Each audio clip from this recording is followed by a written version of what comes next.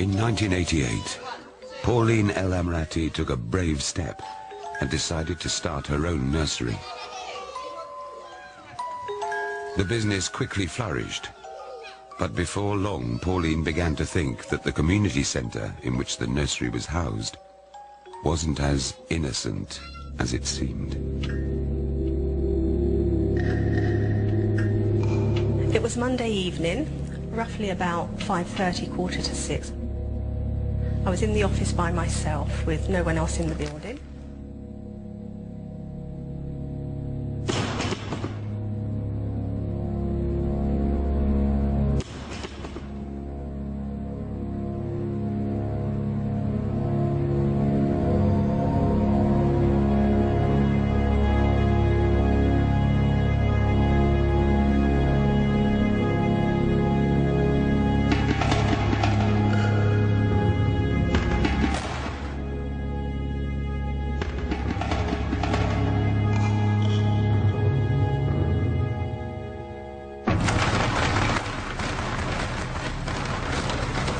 The doors banging was like someone was standing the other side, just trying to get out.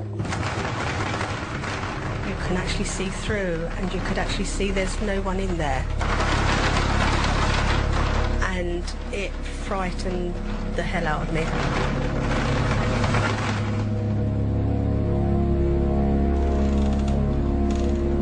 My husband came down here, had a look round, and nothing had been moved. No tables were on the floor, and there was no one in the building. Over the following weeks, reports of mysterious events increased. When the children were here, nothing really would happen around the children, except for one occasion in one of the nursery rooms.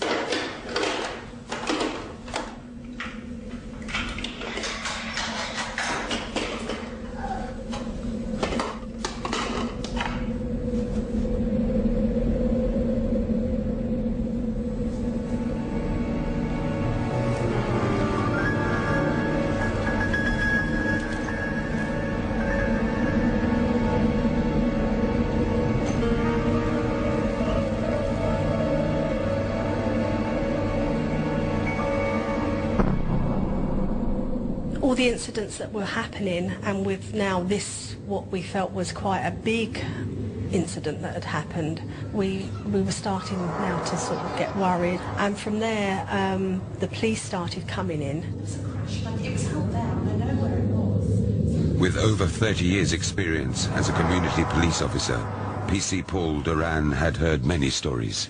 When Pauline first told me about these experiences she was having with this ghost, I thought, Pauline, come off it. It's poppycock. They don't exist. I think he was slightly wary of what I was saying. I think he maybe thought I was a little bit mad and making things up. Dubious but sympathetic, PC Duran decided to organise a charity ghost watch. And we'll do it for a bit of a laugh, and we'll have get a TV and a video for the kids. And he brought in paranormal investigator John Spencer, a veteran of over 100 cases.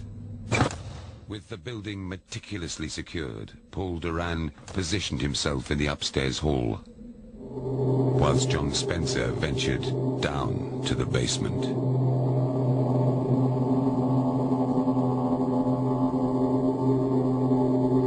There was a sense of closeness, of the darkness getting just that bit thicker.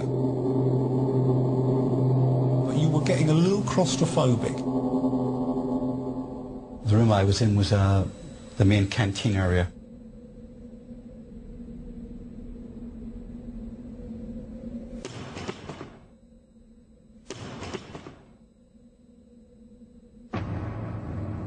We heard the training equipment downstairs, the dumbbells lifted and dropped. And I really was frightened at this point.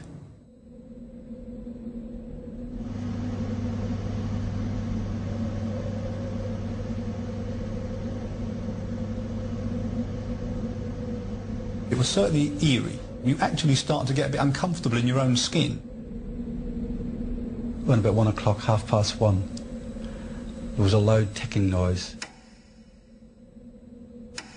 the ticking started to move around the room.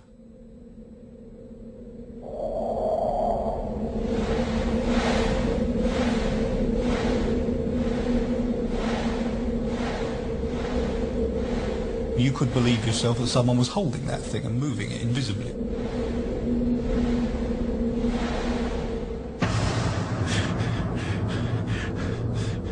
You weren't quite sure what was going to happen next.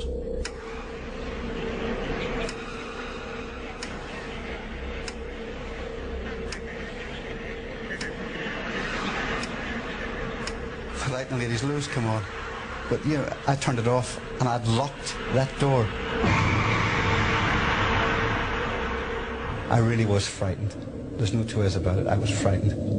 PC Paul Doran's natural instinct as a police officer meant he wanted answers, and privately he began to research the area around the nursery, leaving Pauline on her own.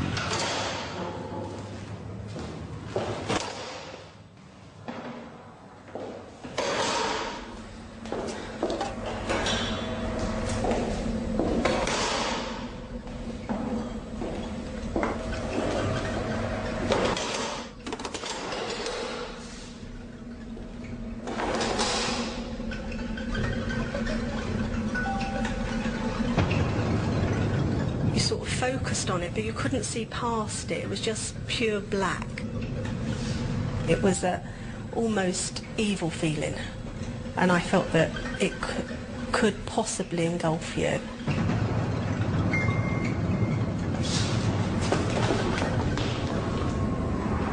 I just knew it was just pure evil.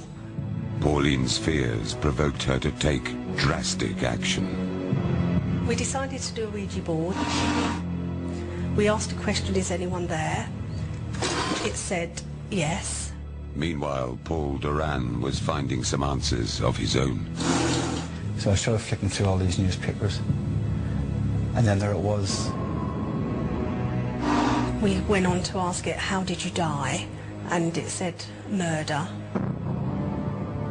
And this woman had been stabbed to death. I think we said how, and it went to knife. We then asked it what date did it die, and the date that came through was 18477. The 18th of April, 1977. The 18th of April, 1977.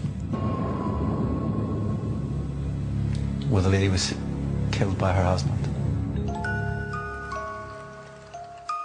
Could it be the nursery corridors were being haunted by the spirit of a woman who was the victim of a local murder?